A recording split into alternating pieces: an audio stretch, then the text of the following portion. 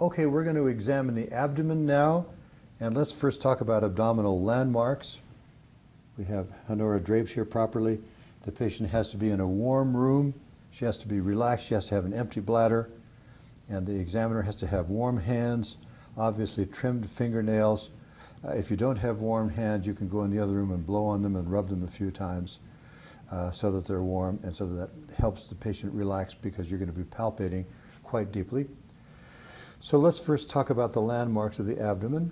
The abdomen begins under the costal flare, and we have the subxiphoid area. We can feel the xiphoid process here. And Honora has a very pointed, small xiphoid process. And so the subxiphoid area here, or the epigastric area.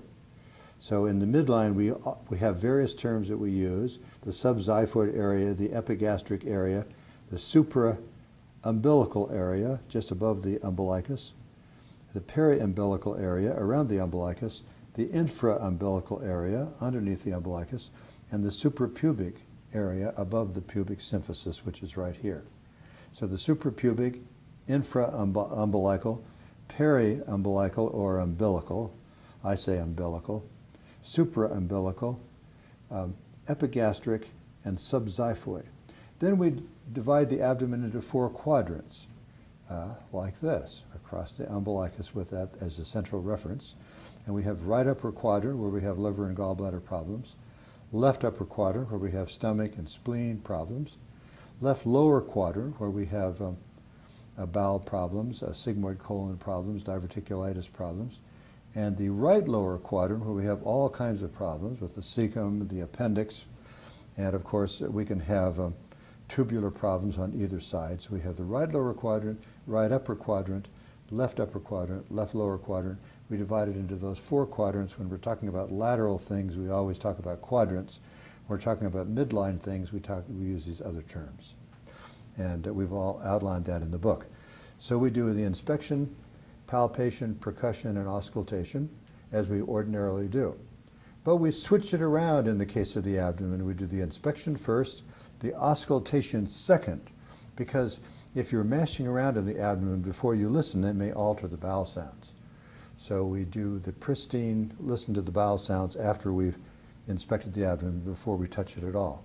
So we're looking for the rectus muscles, which are easily seen here, and we're looking for the midline, the linea alba, the white line, and we're looking for the color of the abdomen. We're looking for stretch marks or striae. She has a few stretch marks, but very few. We see these purple striae in patients who have Cushing's disease or Cushing's syndrome, or somebody who's recently been pregnant. We see prominent striae. We look for dilated veins, particularly around the umbilical area, which sometimes occur with liver failure. We look for any abnormal skin lesions. She has a little cherry angioma here, which is perfectly normal, and a couple of freckles, one tiny little mini pimple there, which is all perfectly normal, a little freckle here, so that her abdomen is completely benign. And we can see that the umbilicus is flat. Some of them are more protuberant, particularly in children, and some of them more sucked in, and particularly in people who are a little overweight. So we've inspected the abdomen, we've seen the costal margins, and we see here now the iliac crest at the top of the ilium, and feeling down the ilium we have the pubic tubercle, and then the anterior superior iliac spine. And the anterior superior iliac spine, where the angular ligament begins, is another landmark on both sides. We draw a line from the umbilicus to the anterior superior iliac spine, and 2/3 of the way down is McBurney's point, which you've all heard of, where the appendix is classically located. About 90% of the time it's in that area. That's McBurney's point. So we're now going to listen to the abdomen, and we listen to it in one place.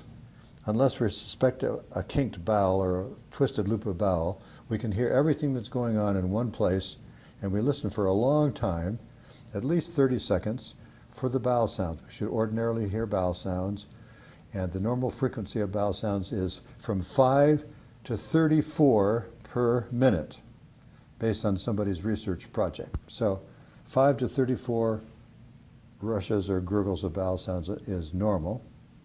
So we'll talk about abnormal in a minute. This will be cold.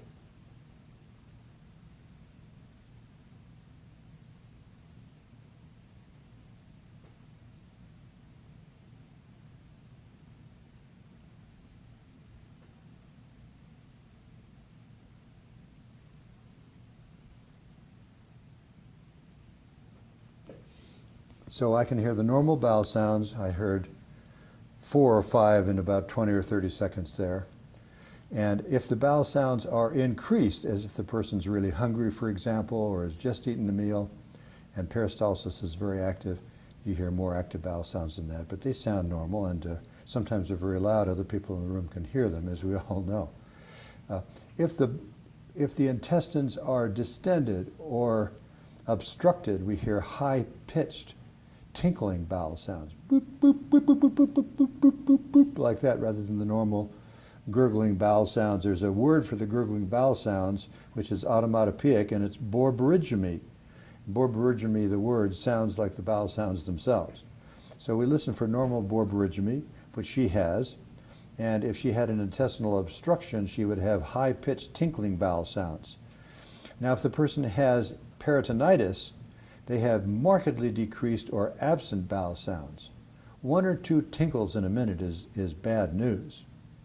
No tinkles at all in a minute is very bad news. But to be absolutely sure, you should listen in a quiet room for 2 minutes. If you hear no bowel sounds for 2 minutes, that means that the person has a peritonitis and an acute abdomen. Now, if the person has a twisted loop of bowel for some reason, you may listen over other areas to see if you can hear where that is. Now that we've listened to the abdomen, we've only listened in one place, we can now palpate and percuss it. We start off with percussion, using our same technique with the third middle finger of both hands, the left hand on the right hand. We percuss in all quadrants, listening for the sounds.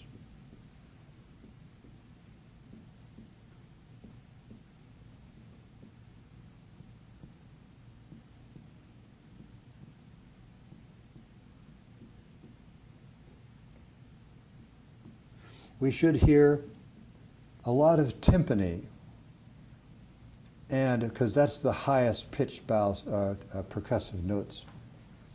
Hyperresonance or tympany, because there's a lot of gas bubbles in the normal abdomen. And remember that there's 24 feet of small bowel and about 3 or 4 feet of large bowel in there, and there's a lot of gas, so that you percuss that. If you hear none at all, that suggests that there's a quiet abdomen and inactive peristalsis, or there may be fluid in the abdomen which is obstructing you so that it sounds flat. If we hear hypoactive bowel sounds, that can be either a peritonitis or it can be an adynamic ileus. An adynamic ileus, where there's very little intestinal activity, follows abdominal surgery, for example, and it lasts for 2 or 3 days, and it causes the person to not be able to eat very much or at all. And so after you have abdominal surgery, you have an adynamic ileus for a day or 2 or 3, and also following the passage of a kidney stone. And I had a patient that I saw last week, actually a colleague of mine. I'm not examining patients these days because I'm retired, but he was passing kidney stones and said he was very constipated and his abdomen wasn't doing anything. And I told him that he had an adynamic ileus from passing the kidney stone. So we would have inactive or sluggish bowel sounds, but we would hear something with an adynamic ileus. Absolutely silent is only seen in peritonitis. So now we've percussed and we've heard a lot of these tympanitic sounds. Hear that? We can now percuss the liver. The liver usually starts about 3 or 4 fingers breadths above the right costal margin here, and we can hear the dullness of the liver beginning below the breath sounds. Pull this up just a little bit, if you will, just like that. That's perfect. See if we can demonstrate this. There it is. Listen to the difference. Is that the lung? Yes, that's the lung. And that's the liver right there. Hear the difference?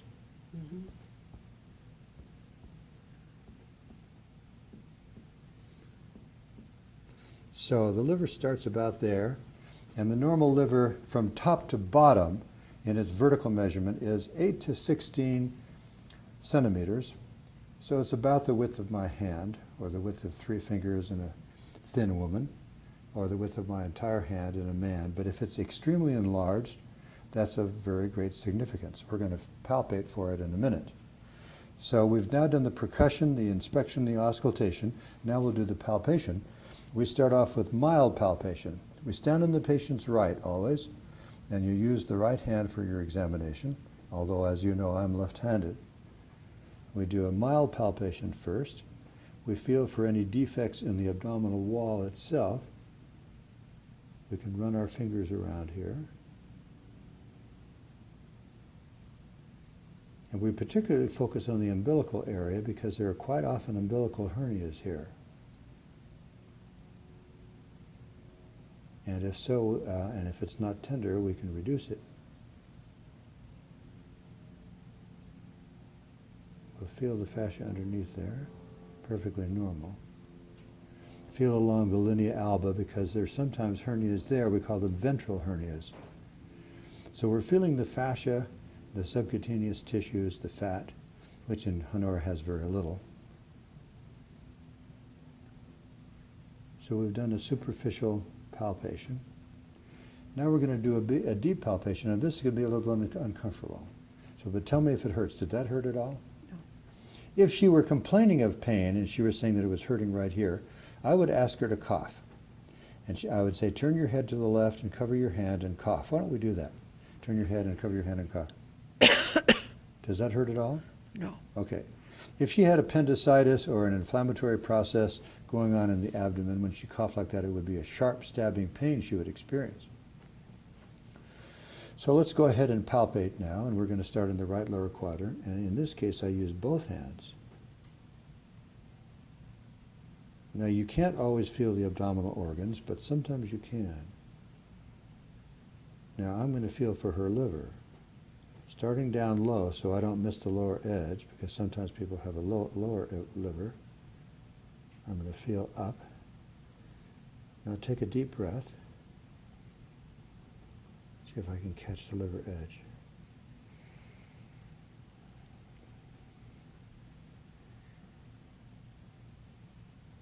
No, I can't. So it's perfectly normal not to be able to feel it. Now if I want to try extra hard, what I can do is I can put my right hand behind, or my left hand behind, excuse me, and feel again, see if I can feel that edge. We can also palpate for the kidney. If the kidney is unusually enlarged, sometimes we can feel it anteriorly. And in that case, we put our hand back here and really push forward. Move just slightly onto your left side. That's good, just like that, bringing that knee up, that's perfect. See if I can catch the kidney here. Now that's a little bit uncomfortable. Mm-hmm. A normal kidney, you usually can't feel it. Okay, now sit flat again. Perfectly, okay. Then you're palpating on this side. You can't palpate the stomach or the transverse colon, which runs across here. But if the spleen is enlarged, you can palpate the spleen. So we feel for the spleen. When we're feeling for the liver, we feel up like this. When we're feeling for the spleen, we feel at a 45-degree angle like this. And we lift our left hand forward to elevate it.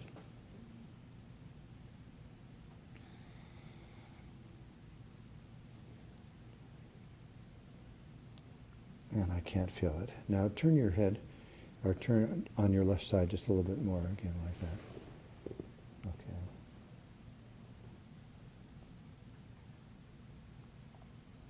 No, I can't feel it. And sometimes if there's an enlarged kidney, you feel for that as well. But I can't feel it. Now lie flat again, if you will.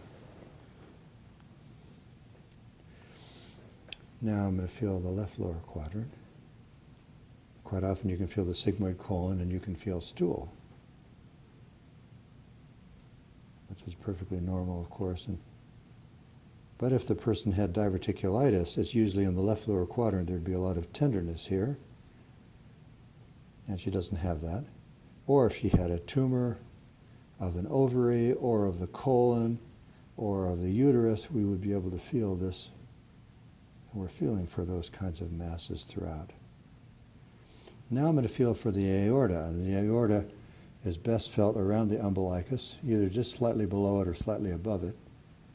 I usually start slightly above it with both hands. This is going to be uncomfortable, but not too bad. Now I can easily feel her aorta. And now that I can feel it, the normal aorta is 2.5 to 3 centimeters wide. And so I feel on both sides. And I've got it on both sides. Can you see my fingers bumping there? That's because I'm on the aorta. People who have an aortic aneurysm, usually middle-aged or older men, the aorta may be this big and may be going like that when you have your hands on it. It's kind of scary. I've never ruptured one or heard of one that ruptured during an exam, but I think that's remotely possible. So you feel just above the bladder, always protecting the patient's private areas for any uterine abnormalities or pelvic abnormalities that might rise up towards you. That would be better felt with the pelvic examination. And I can't feel any abnormalities. I'm also going to demonstrate the test for appendicitis. As I pointed out earlier, McBurney's point is 2/3 of the way down this line. So we feel over McBurney's point. We feel for tenderness there. We feel for guarding there. If the muscles are tense when you're pressing rather than relaxed, as Honora is, that's called guarding, which is the body's way of trying to protect something that's inflamed underneath it. And if we think that if it's tender in this area and we're suspecting appendicitis, we also check for rebound tenderness. So I'm going to press hard and then I'm going to let go suddenly. Tell me if it hurts worse when I press down or when I let go. Nothing hurts. If there's anything at all, a tiny little bit when you let go, but Yeah, not yeah. nothing. That's very interesting. Let me compare it with this side. I'm going to press down. Which is more uncomfortable, when I press down or when I let go? When you press down. Okay. On that side. Yeah.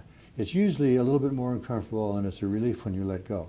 But if the person has any inflammation in any organ underneath you, they'll feel a sharp pain when you let go. They'll also feel a pain in that area when they cough. Let me just do this one more time.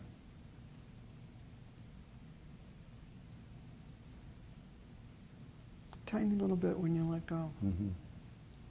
Yeah. So suggesting just a slight bit of irritation there. Mm-hmm. So there's some other tests for appendicitis that I'll mention to you briefly. Ravsing's sign, if you want to remember that, you probably have to know it for an exam at some point anyway, but I have to know it as a surgeon. It means when you press on the left side, the person gets referred pain on the right side over McBurney's point. Uh-huh. That's called Ravsing's sign. That should be hurting right there when I'm pressing there. And there are two other signs that we used to do a lot before we had all these fancy ultrasounds and CTs, and I'll just show you. The psoas sign is where you put your hand above the patient's knee and ask you to lift your leg off the table. Lift your leg off, and I'm going to resist it. It doesn't hurt. No. Now, when I do that, that's tensing her iliopsoas muscle. Right. And the appendix lies on top of that, and so that also causes pain. That's a positive psoas sign. And there's one more sign that we used to do that I'll tell you about. It's called the obturator sign. And that is I bend the knee, and I rotate the hip inward like that, which stretches the obturator internus, obturator muscle. And that also causes pain over McBurney's point if you've got appendicitis. We take pride in getting good at doing those exams, even though now the person comes in, we find that they've got tenderness over McBurney's point, that we find that they have rebound, and then we do a CT scan. Right. And that shows what's going on, whether it's ruptured or not and everything. But these examination techniques are still very important. Thank you.